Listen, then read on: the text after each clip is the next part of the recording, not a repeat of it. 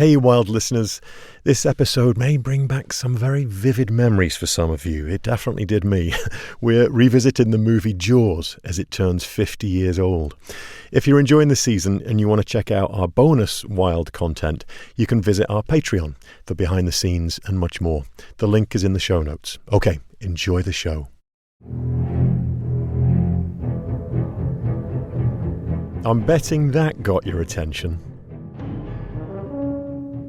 These ominous notes have put fear in the hearts of audiences for 5 decades now. That's right, the classic film Jaws came out 50 years ago. Not that long ago, a young man named Peter Benchley wrote a book called Jaws. It was a bestseller. A film was made from the book. It too was called Jaws. It has already made more money than any motion picture in history. Since 1975, Jaws has been scaring people with sharp fins and even sharper teeth. The film forever changed the way culture views sharks. The scientific types are horrified, but Jaws has made sharks popular. Amani Weber Schultz wasn't alive in the 70s, but her mother was, and was living near the coast. She told me that when Jaws came out, no one would go in the water, just like in the movie. Some people wouldn't even go to the beach because they were so worried about this shark. Amani is a shark expert. She's a PhD candidate at the New Jersey Institute of Technology. She's often at sea among the sharks for her fieldwork, so she knows these creatures very well. I've invited her here to break down all the hype surrounding Jaws. People loved the thrill of a mysterious predator in the deep blue.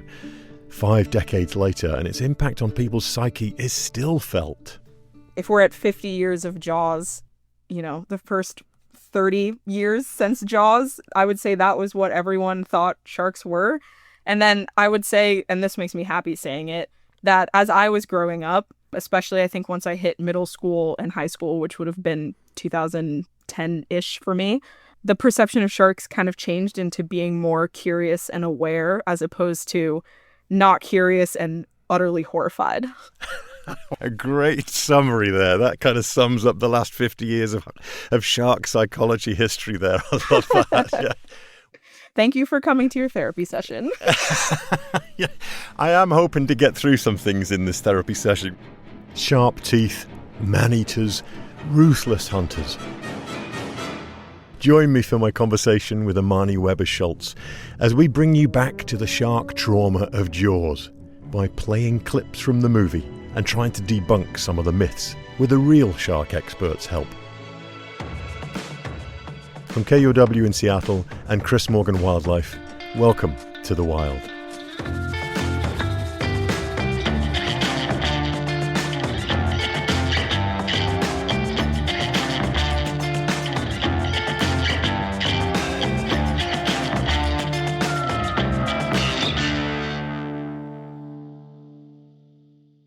Amani, welcome to The Wild. I'm so happy to be here. Thanks for having me. You're going to teach me about creatures that I know very little about, so I'm psyched about this. It's going to be fun. I just watched Jaws again, and it's terrifying, honestly. But what was your reaction the first time you saw the movie Jaws? Yeah, so the first time I saw it, admittedly, was, I believe, when I was in college. I want to say, which would have been like 2016, 2017, when I started college. And I had never watched it before. I'd heard of it and I just never really had an interest in it. And I didn't start college interested in researching sharks, just marine science as a whole. And the first time that I watched it, I think I had the privilege of modern technology and CGI in movies to keep me at bay from thinking that was a real shark. I remember audibly kind of laughing the first time I saw it because I was like, how could you ever think that this was a real shark? But then if you take yourself back to what everything looked like in the movies when that movie came out, I can totally see people being like, oh my gosh, that's real. It could be real. When did you last watch it? Do you know? Have you watched it recently? I watched it this year in honor of the anniversary. And I mean, it is my favorite shark movie.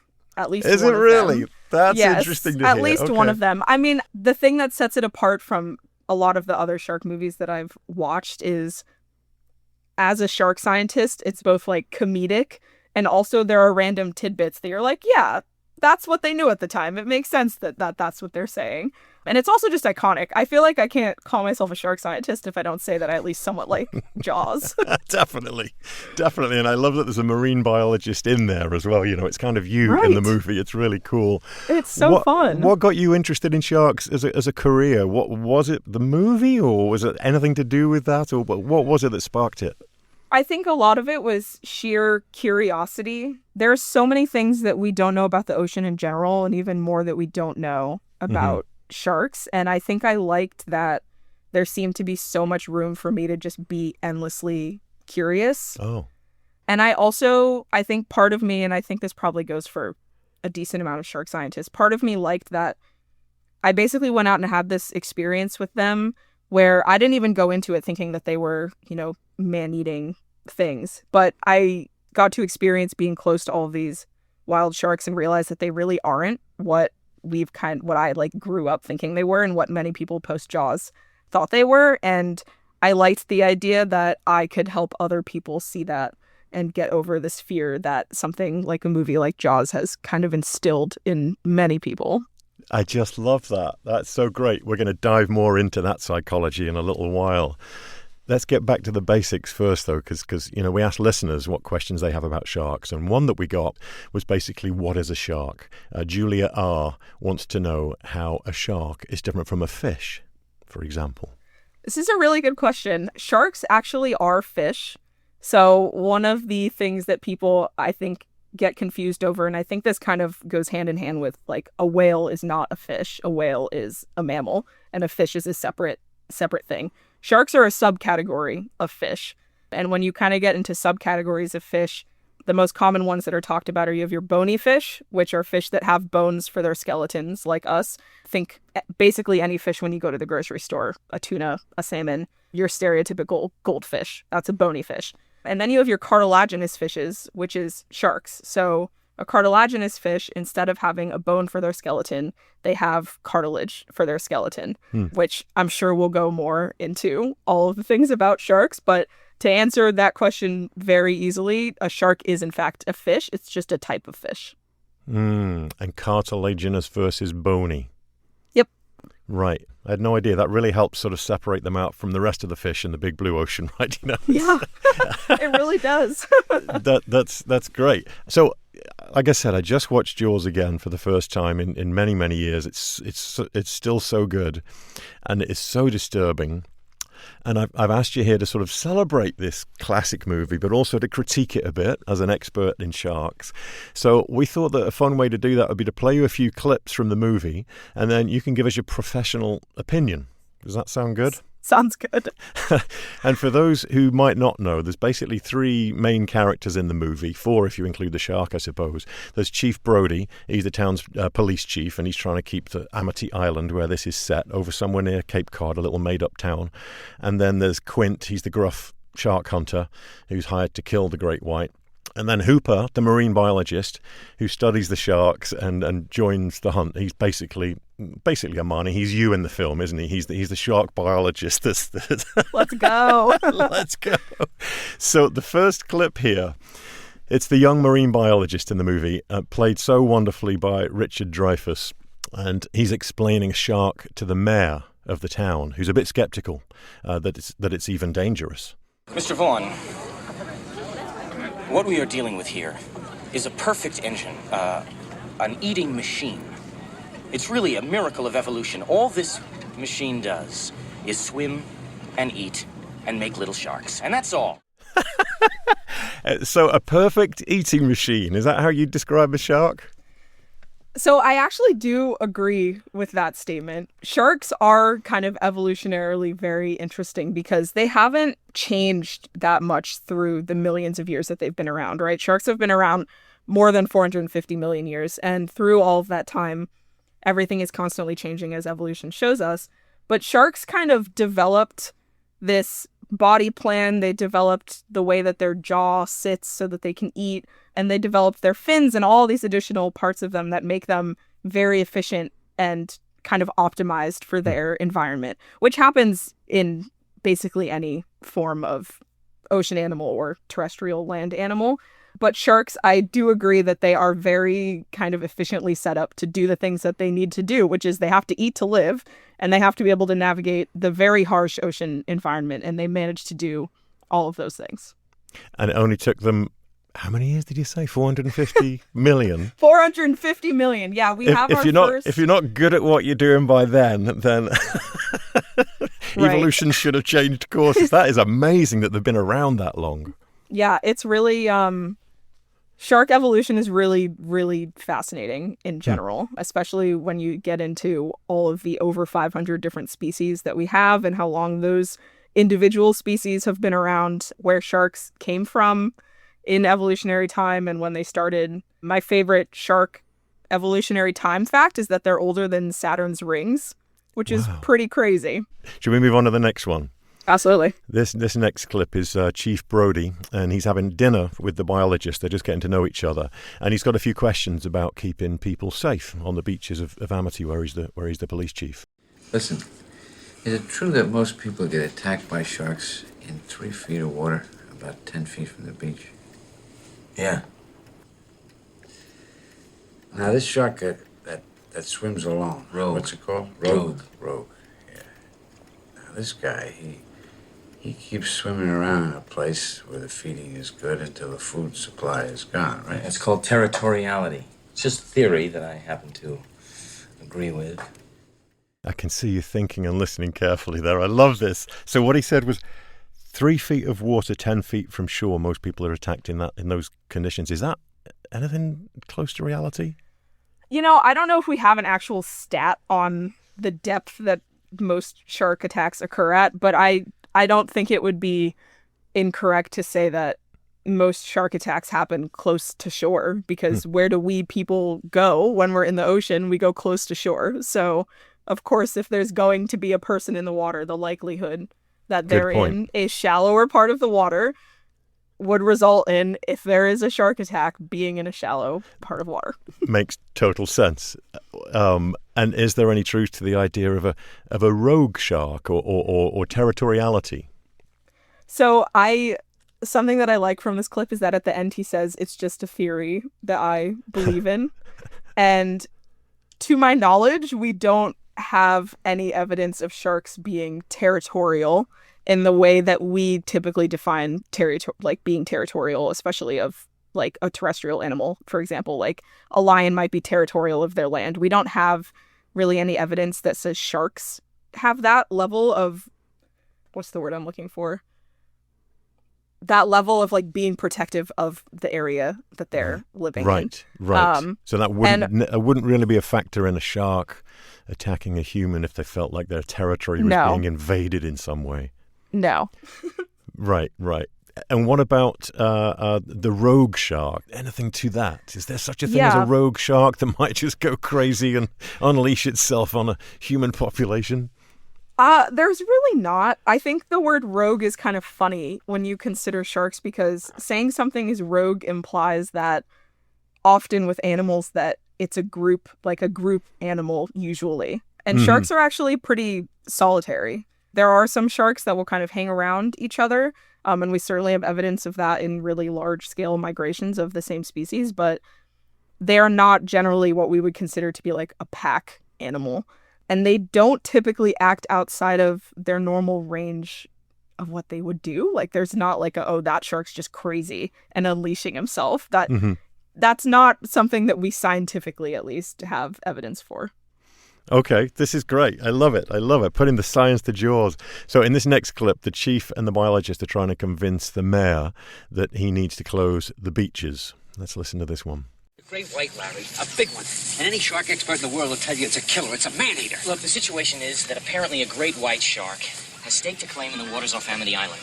And he is going to continue to feed here as long as there is food in the water. And there's no limit to what he's going to do. I mean, we've already had 3 incidents. 2 people killed inside of a week, and it's going to happen again. It happened before. The Jersey Beach. 1916, there were 5 people chewed up in the surf. In 1 week. Tell them about the swimmers. A shark is attracted to the exact kind of splashing and activity that occurs whenever human beings go in swimming. You cannot avoid it. If you open the beaches on the 4th of July, it's like ringing the dinner bell, for Christ's sake. Look, Mr. Vaughn, I pulled a tooth the size of a shot glass out of the wrecked hull of the boat out there, and it was the tooth of a great white. So well done. Just the intensity of all this. It's such a good movie. It's so good, isn't it? And they're so great at acting it. It's frenzied. The whole thing is frenzied. Everyone talking all over each other. It feels like a shark attack of acting, It's amazing. So, and I've got the feeling that some of these are the top questions that listeners might have on their minds. And a couple of things in this clip. Would a shark be attracted to a splashing, swimming human?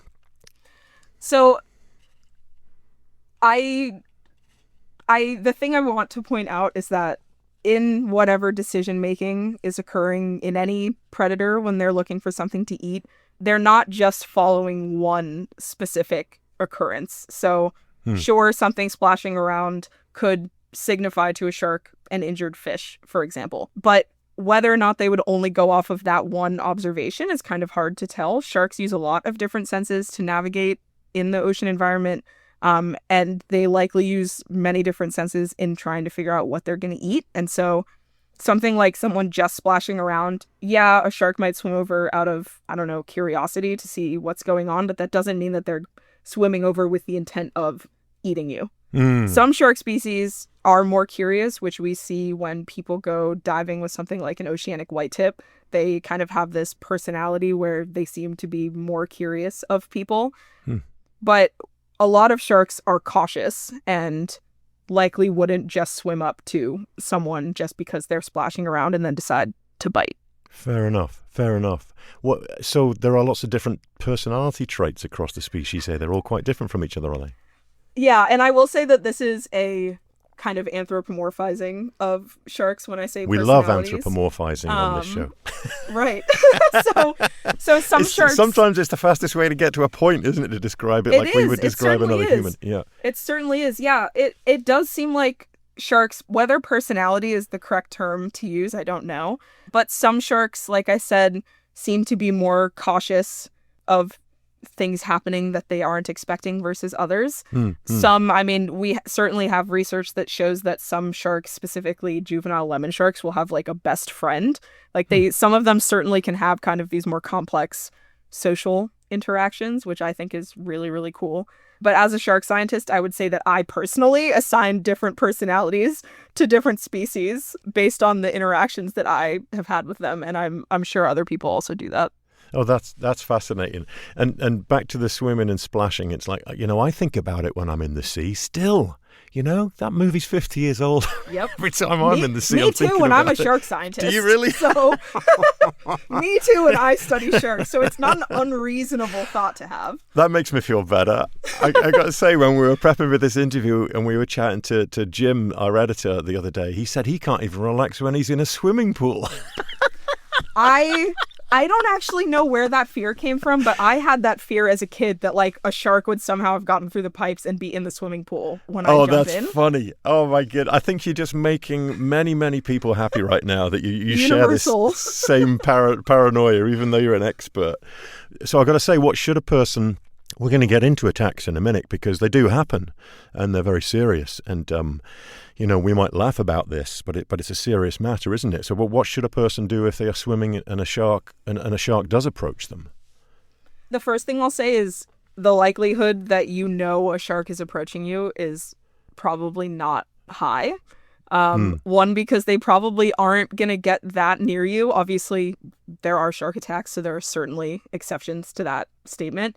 But sharks are not, I think, there's, especially in Jaws, we're going to pull this from Jaws, but they see the shark fin constantly in the movie, right? It's constantly breaking the surface. That is not a stereotypical shark trait where their fin is just sticking out of the water all the time. Absolutely, in shallow water, you can see shark fins all over the place, but you're not always going to be able to see the thing that's approaching you. I see. And usually what I say is when you go in the ocean, you should always have a respect for the ocean. You should always be aware that you're going into a habitat that we are certainly not built to operate in and that plenty of other animals are in. People step on sea urchins all the time, and that's something that just lives there. And we don't typically think well, what would you do if a sea urchin approaches you? You would say, I'm just going to be cautious of sea urchins when I go in the water. That's not the same, Amani. That is just not the same. It can't For bite some you, reason. but I'm telling you, it hurts to step on a sea urchin. It hurts.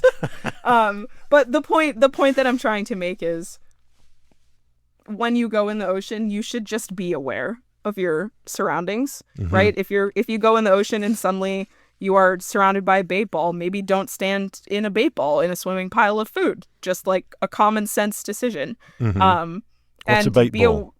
So a bait ball, basically just a group of fish, a group of smaller bony fish, typically, that, we call them schools also is probably the term that I would say the public is more aware of, is schools of fish.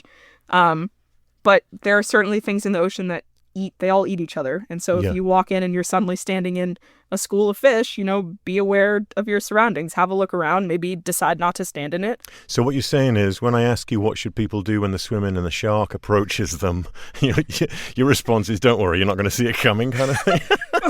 Yeah, well, that sounds really awful said back to me, but it is unfortunately quite true. I would say the other thing is just, if it was me, let's say I was standing in the ocean and I turned around and saw a shark approaching me, the thing that I would do would be to keep my eyes on it and not suddenly just start flailing, right? Like try to maintain composure and be composed, which evidently would be hard for me as well. But I would say, just in the same way that you would be aware if something dangerous was approaching you when you were walking around, or if you're driving and someone's driving erratically, keep your eye on it and try your best to not, be sticking arms out towards the shark. I usually don't recommend people touching sharks without a need to. Obviously, protect yourself if you feel like you're in a situation where you need to do that, but that's generally right. speaking, I've heard of people punching them on the nose or suggesting that's what you do. I'd forgotten that till you just mentioned it. Yeah, and usually the question that gets asked about that is, should you punch a shark in the nose if it's attacking you? And my answer is, if you're being attacked by anything, you should probably punch it wherever you can to try to get away from it. Sound advice. I'm not entirely sure that the nose specifically is the thing that you should be doing. You should probably be doing anything to get away from something that's attacking you. Coming up after the break, what is the balance of fear versus respect when it comes to sharks? Amani has some great perspective, including her first experience in the water with sharks. And we get her reactions to some more juicy clips from Jaws. And, grizzly bears. Hi again. I hope you're enjoying our Jaws episode. I wanted to give a quick thank you to some of our Patreon members who sent us questions for this shark episode. Big thanks to Jan, Julia R, Erica S, Cami S, David D, and Rick B. You can join them for just a few bucks a month, share your thoughts about what I should ask our guests, and enjoy bonus content. You can find the Patreon link for all of this in the show notes. Okay, back to my interview with Amani Weber-Schultz. I wasn't going to ask you this, but you're touching upon it in some very interesting ways. I just scribbled it down here. The fear versus respect. Even you have said that you've had fear, or you think about fear, maybe too strong a word. I'm paraphrasing, but you think about sharks when you're in the water. And what is that line between fear and respect for you? I mean, or how have you overcome this sort of fear into channeling it into somebody who works with and handles and is in the water around and near sharks? What is that line? I think for me, kind of fear and respect, they can work hand in hand. It's not like you only experience respecting an animal and you don't experience any fear of them. I think fear is a normal response when you are next to anything that is able to harm you. And absolutely, a shark is able to harm you. They can bite you. That's just what a shark is. And so I certainly would say that there's always somewhat of a fear that I might be bitten by a shark. I think for most people going in the ocean, there's a fear that you could be bitten by a shark. There's a fear that you could be swept out by a rip current. It kind of just depends on what you personally are afraid of. I think that where respect is different from fear is that the respect part of it is saying, I see this thing that is basically optimized for the environment that I'm living in and its own being. And I should be respectful of the fact that that is another being. We respect each other as people, and we have all these rules that we create around that. We don't randomly walk up to people and grab their hair. We don't randomly start yelling at people or getting in the space with someone we don't know. And sometimes that's lost when we're looking at people-animal interactions. That respect that should be there kind of goes away. And so for me, that respect basically looks like I'm going to treat you in the same way that I would treat what I would basically want to be treated. I wouldn't want someone just coming up and pulling on my tail when you're diving or following me around when they're swimming. I would not like that. And so I try to make an assumption that an animal would also not like that. And in the same way that I might be weary of a person that I don't know, I also have like a weariness and respect for an animal that I don't know. And it sounds Does that make sense? Yeah, it does. Has your work helped you move from the fear into the respect zone? Even though you might certainly still be a little fearful, maybe the sliding scale has gone more towards respect, and as you've learnt more and your research has taught you about sharks, that must have been a big part of it.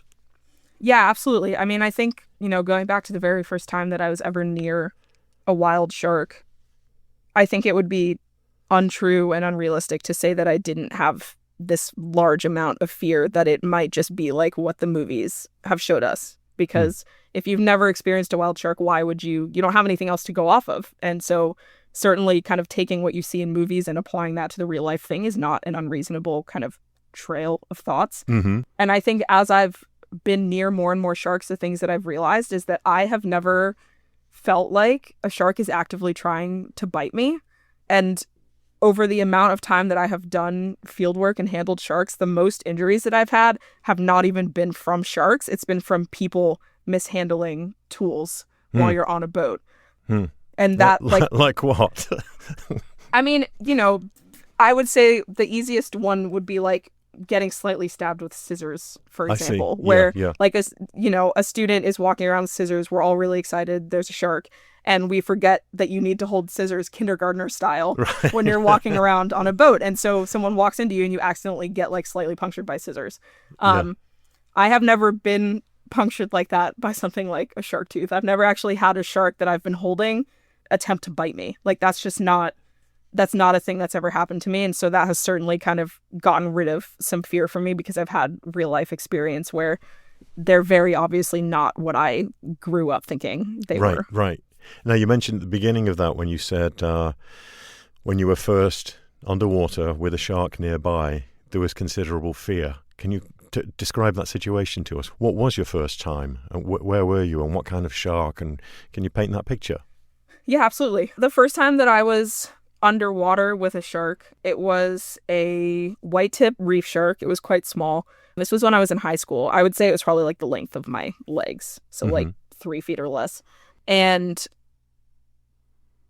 I think the fear came from I'm swimming around in the ocean. I actually felt quite comfortable in the ocean, but suddenly I was very hyper aware of the fact that I am not built to be able to defend myself in the ocean in the same way that I am on land. Was it close to you, this reef shark? Was it an eyeballing you kind of thing? And it wasn't. No, that's the crazy thing is it was not eyeballing me. And I actually would say I was doing something that I don't recommend to people, which is I was following it around, taking video of it. I see. Right. And I said 5 minutes ago that I would not recommend doing that. And 17-year-old Amani was absolutely doing that. And it was fully swimming away from me. It at no point turned around to look at me. Wow. It was like, is your heart racing at this point? Absolutely. Yeah. Absolutely. But also I will say part of that was just sheer excitement because I'd never swum with a shark before. So part of me was absolutely terrified and afraid. And then part of me was like, whoa, this is so cool. What a great mix. I love that. We're touching upon so many things. I'm going to switch species on you here for just a second because when you're talking about misperceptions of animals in pop culture and movies and media, I can't not talk about my favorite animal, which is the grizzly bear. And, not many people might know, but there is a movie in the bear world that we have our own version of Jaws in the bear world, basically. And it's a movie called The Night of the Grizzly. I don't know if you've ever heard of it, have you? I wouldn't be surprised if you haven't. It's an old one. Okay. Have you heard of it? Writing it down to watch. The Night of the Grizzly. Don't watch it. No. It's a Send Western. me a grizzly movie to watch. In place of that. Okay, yeah. There aren't many good ones that, they've been so damaging, like shark movies. Bear movies have mostly been damaging to bears, unfortunately. This one's called The Night of the Grizzly. It's a Western from 1966, so it's almost 10 years before Jaws, and it tells the story of a man who inherits land in Wyoming, but his family is terrorized by a bear named Satan. Nice. We're going to play a clip from that movie now, just so we can compare grizzly and shark stories here. Getting into April, just about time for old Satan to start stirring. Yes, sir, just about that time. Old Satan? 1,500 odd pounds of the meanest, wickedest animal this side of Hades. Sounds like a grizzly. Looks like a grizzly. But folks around here are beginning to think he's the devil himself. Well, I've had truck with grizzlies before. They won't give you any trouble unless you ask for it. Old Satan don't wait for no invitation. He comes around looking for it. The Winchester 4440 ought to take care of him. It hasn't yet. You seen him? No, I've been lucky. But I've seen his work. He kills just for the wicked fun of it. Old Satan don't wait for no invitation. Oh my God. Can you believe? That was a crazy cut. Crazy clip, hey? And 1,500-pound grizzly bear not in Wyoming. That's just for starters. I wouldn't know where to begin on that, but I'm not going to go down a rabbit hole of grizzly bear stuff. But that clip, it reminds me of how bad media has been for bears in general. And there's no good movies about bears generally. Good documentaries these days, but they're always painted in this light, very much in a parallel with sharks and Jaws. And why do you think large predators have such a hold on our imagination?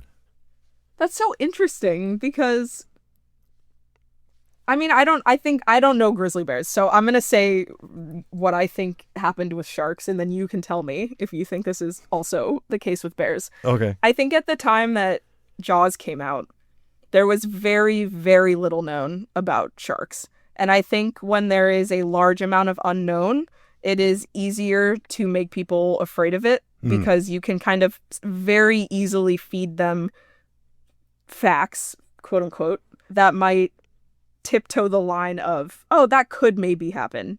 And you're making that assumption based on nothing because you don't know anything else. Mm-hmm. And so it makes me wonder if for grizzly bears, if there just hasn't or wasn't a lot known about them, and that kind of fed into an opinion. I think that's so true, yeah.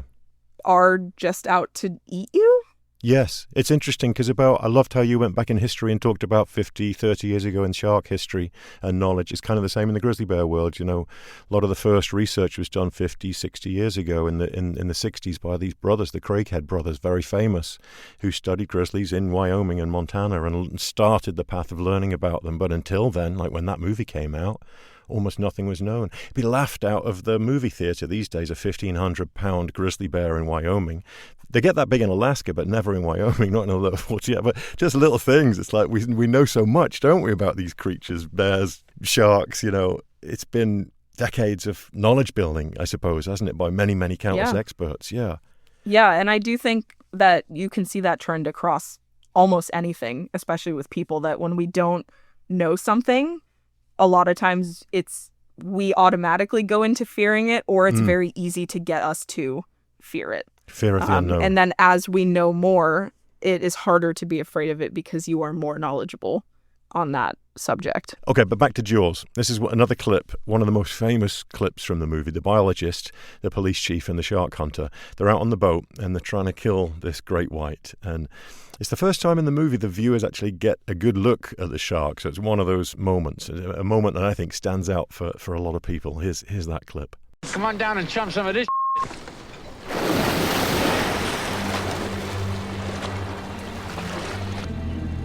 You're gonna need a bigger boat.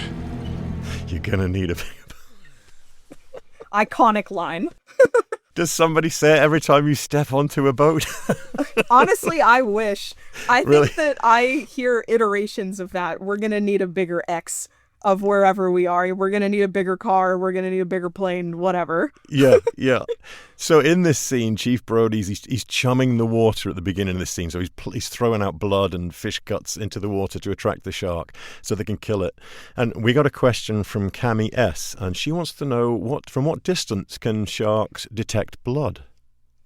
Yeah, that's a great question, because the most common statement that you'll hear is that sharks can smell a drop of blood from a mile away, which I'm going to guess is where that question stemmed from. I do not know the exact distance of how far a shark can smell, but I will kind of explain their smell to you, which might make it easier to guess how far. Shark smell is very similar to people smell, where we don't smell something until enough particles of that odor or smell actually get into our nose, onto our sensory tissue inside our nose that helps us detect smells. And if you were to pop popcorn, for example, and I am upwind of you and the wind is blowing from past me down to you, if you pop popcorn, I'm not going to smell the popcorn because the wind is not carrying it. You could pop it 5 feet from me, and if the wind is enough, I am not going to be able to smell that you pop popcorn. Sharks are the exact same. So if there is a shark and it is upstream of something that is bleeding, if that water isn't moving those particles all the way up to that shark's nose, it's not going to be able to smell the blood or anything else that's in the water. There's a really big misconception that one drop of blood immediately sharks can smell it. And that is just not how smelling physically works in the air or in the ocean. So hopefully that kind of alleviates a little bit of fear. I will give you a fun fact about shark smell, which is that we do know from research that sharks can tell from which side of their head the smell is coming from based on which nostril it hits first. Is that right? So if they're swimming and their right hand nostril is the thing that smells the odor, then they know to turn to the right to try and keep finding that, and similarly to the left, which is pretty cool because we certainly can't do that. I can almost picture that, right? How a shark might be moving in a forward motion and then it must be because something's catching one of its nostrils or the other and it turns in that direction. That's fascinating. I'm just picturing that as you're describing it. Very cool. And when Brody is chumming there on the side of the boat, we get the first view of the shark. Do you remember that scene? What do you make of the shark? Does it look realistic at all when it sort of popped its head out of the water as he's chumming? And the look on his face is absolutely priceless. Yes. But yeah, what about the shark? That's the scene where it comes out and it's like a giant black hole of an eye. Yes. Absolutely crazy. I do remember that scene. I mean, I think that the shark looked fake, but again, when that movie came out, I think it would be very easy to be like, no, that could be a real shark. And sharks really do have black pits for eyeballs, which they don't. They should not. How would you describe a shark eye? Because it's even a line in the movie, I think. He says, it's quaint, isn't it? The sort of, it sounds like he's from Newfoundland, he's got all these tales about sharks. The thing about a shark, he's got lifeless eyes, black eyes, like a doll's eyes. When he comes at you, he doesn't seem to be living until he bites you. And those black eyes roll over white, and then you hear that terrible high-pitched screaming. The ocean turns red, and in spite of all the pounding and the hollering, they all come in and they rip you to pieces. Yeah, I mean, so sharks' eyeballs haven't really changed that much. Sharks have rounded eyes just like we do. So they also, they have a pupil, and then there is kind of this, colored around part of that. And I would say that in comparison to, if you look at a person in their eyes, sometimes you can kind of see how they're feeling and pull the emotion out. When someone's really sad, you can kind of see it in their eyes and in their whole facial expression. And sharks don't have facial expressions. If they did, I bet we would consider their eyes to be less lifeless. But because they don't, I think it can be fair in some scenarios to say that their eyes look pretty lifeless. But I will say that when I look at sharks, I feel like you can tell that you're looking at a being. To what degree, they're sizing you up or looking at you, we have no clue. But I do, for me, feel like when I look at a shark, they're not just lifeless in there. I like that. I like that. Relative to its other expressions kind of thing. That really painted the picture. I can have dead eyes at you if I make no facial expression, but as soon as I smile, my eyes are not lifeless anymore. That's so true. It takes both, doesn't it? Yes. Since the movie Jaws came out, it's thought that the number of great whites being spotted in the Atlantic has actually increased. But is this true? And why? Plus, what Jaws director Steven Spielberg thinks of his film all these years later. That's after the break. I want to sort of switch to great whites and their conservation status a little bit, and how they're doing in the world, what's currently going on with great whites in the North Atlantic, because I've heard that there are some interesting things happening.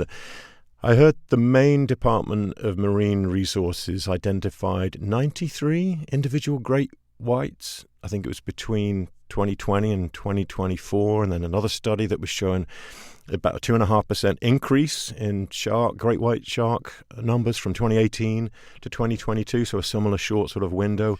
What's going on? Are they coming back? Are they doing better? So we do see that many of the conservation policies that we've made around not shark fishing, for example, in certain areas of the ocean, in terms of protecting species that sharks eat, so that the prey and the prey availability that they have.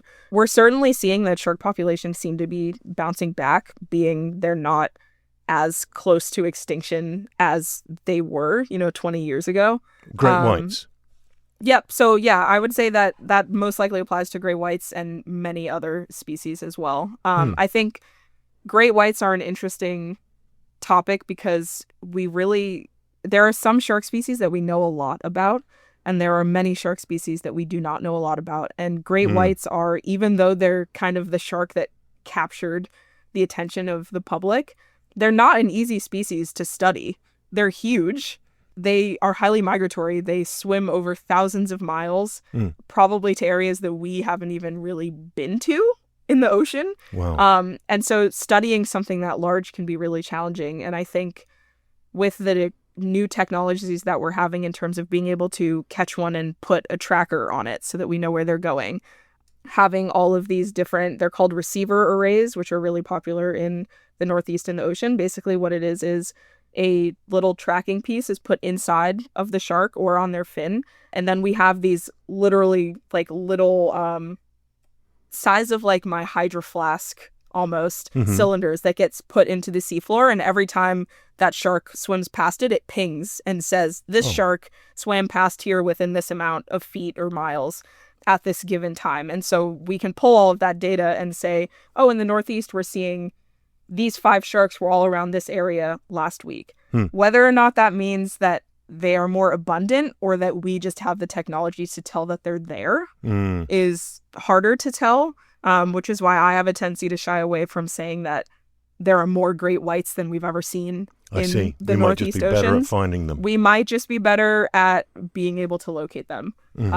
Or they're bouncing back, which is really good, because the problem here is that we say bouncing back and some people will say, oh, well, now there's too many sharks. There's bouncing back. There's too many. We need to get rid of them.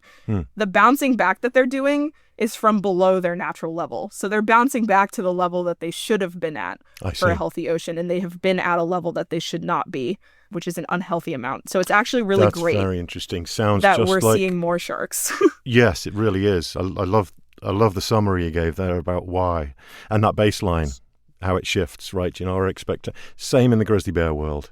There used to be 50 or 100,000 grizzly bears in the lower 48. Now there's 2,000, and some people are saying, they need to be controlled and there are too many of them. Well, certainly not in terms of the historical numbers that there were here. Right. So it's a parallel story there almost. But I can't imagine how hard it must be to survey and study a shark at sea and be aware of their movements. I didn't know they were migratory, these great whites. Are these new areas in some cases for great whites coming back, or are they just coming back in healthier numbers to their regular stomping grounds? I don't know if it's new areas as opposed to we're more aware of them in those areas. We certainly are seeing, so I said migratory, I'll step back to that. Some sharks are not migratory, meaning they don't really leave the area that they normally would call home, for lack of a better word. Some sharks are very migratory, meaning that they swim thousands of miles. They do these usually seasonal migrations in the ocean.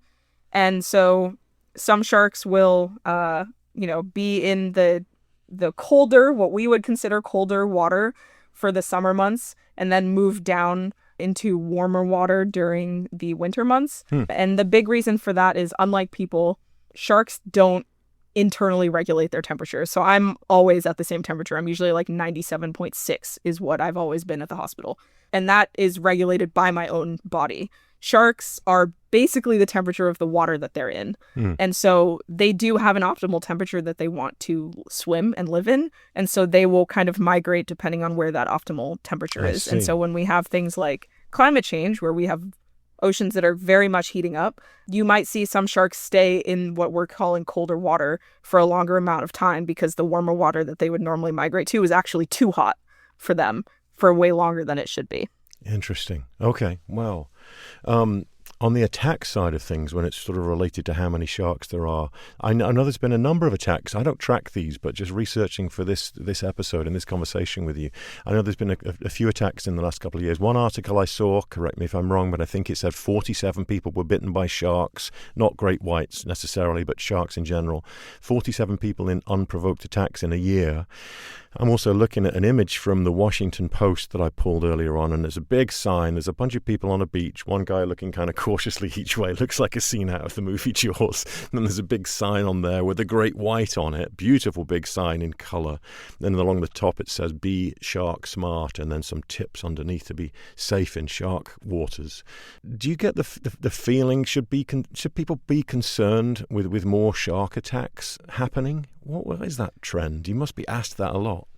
Yeah, so I'll start with saying that shark attacks specifically is not my area of research. Right. So my response is going to be based on me, being a shark researcher and doing my due diligence of looking up and being updated on these things, but it's certainly not my main area of study. I don't think that there should be more concern than normal in terms of shark attacks. I think it's hard with shark attacks because they're horrible. Anyone being bitten by a shark is absolutely awful. And it does happen to people. And it would be unrealistic to say to not be cautious. But I don't think you need to be so cautious that you are afraid to go in the ocean, if that makes sense. Yes, yes. And even anecdotally, though, do you feel like you and your colleagues in the shark world are feeling like that? I also know that since Jaws came out, the human population of the planet has literally doubled. So more people in the water, more people in shark territory, so there's got to be a factor there. But do you feel like when you go to shark conferences or hang out with your shark attack specialist friends, it must be, first of all, such casual friendships. Great conversation over a beer, I'm sure. But, do you feel like that there's more talk about it or not? Is that just media really drumming things up? I mean, I don't want to be part of that media drumming things up either, but there was an article in New York Times, and the title, in big capital red letters, "Fear on Cape Cod as sharks hunt again." It's like, oh my goodness, here we go. Even today, we're not much better than Jaws, right? For spreading fear. I think especially when you're reading media articles, you always want to remember that the thing they want is for you to read their article. And so they're going to put something that's interesting, which is understandable. It's their job. But I would say to take titles like that with a grain of salt. Don't let that be the ruling factor in your life, especially with the internet. Now it's so easy for you to go online and read articles from shark scientists who spend their life researching shark attacks and read what their opinions are of all of these things. And I would really recommend everyone to be aware of the media that they're consuming when it comes to things like shark attacks, and to try their best to get a holistic view of that attack from people who research it. We're going to wrap up here with just a couple of thoughts, some bigger thoughts. I know that in an interview in 2022, Steven Spielberg, who by the way was only 27 when he directed that movie Jaws, just unbelievable. But he said in 2022, pretty recently, that he now regrets the impact that Jaws has had on sharks. What do you think about that? I thought it was pretty interesting. I mean, I really feel for him because that's like one of his most iconic movies. And also if anything, shows his awareness of what that film did, especially for shark populations. Because if you look at that movie came out in 1975, and shark populations really did take a hit in the 80s and 90s. There's a large decline in shark populations. And I do think that, and based on his statement, he would probably agree with this, that Jaws definitely played a part in the need for us to go out and kill lots of sharks when we didn't actually need to, but just out of sheer fear that something like a rogue shark in Jaws could exist. Wow. The power of media in the world of wildlife. Hey? I mean, it's such a huge part crazy. of our lives, and it impacts conservation profoundly, doesn't it? It's a world. I mean, I work in the world of media. I have done for 20 years now, like as an ecologist in the world of media, and so I guess I spend my life trying to sort of offset things like Night of the Grizzly, and you're spending your life trying to offset things like Jaws. There's a lot to answer for in media, the things that have gone awry for wildlife species, and turning it around is like a lifelong task, isn't it? Yep, sure is. This is my last question. As a non-scientist, what does your mum think of you working with sharks? My mom loves it. Actually, wait, have you seen Seinfeld? Yeah. Have you ever watched Seinfeld? Yeah, so there's the episode, the marine biologist episode. Have you seen that one? Yeah. And when I told my mom I was going to college for marine science, she said, finally, we're going to have a marine biologist in the family. And I could tell people that you pulled the golf ball out of the great blowhole of a whale. And that has honestly, I think, been one of the highlights of her life. Oh, that's so good. I love your mum. That's so great. That is so great. We got a Seinfeld reference in as well as a Jaws reference. That's so perfect. I would not be her child if I did not talk about Seinfeld in this conversation. Oh, that is so good. Amani Weber-Schultz is a PhD candidate at the New Jersey Institute of Technology. She's also co-founder of MISS, M-I-S-S, Minorities in Shark Sciences, an organization that's dedicated to creating a welcoming space for gender minorities of color in shark sciences. Amani, thanks so much for teaching us all about sharks, and you've definitely set the record straight for me on a few things, and I very much appreciate that. This has been so enjoyable. Thank you. Thank you so much for having me. I absolutely loved it. Not full-on sharks yet? Take another bite out of this topic and revisit our episode with scientist Dr. Rachel Graham. Find out how she's using citizen scientists to better understand sharks around the world. There's a link in our show notes. Thanks for listening to The Wild. If you like what you hear, share it. Tell a friend about the podcast or leave us a rating and review. It helps. And don't miss an episode. Subscribe. It's free and easy.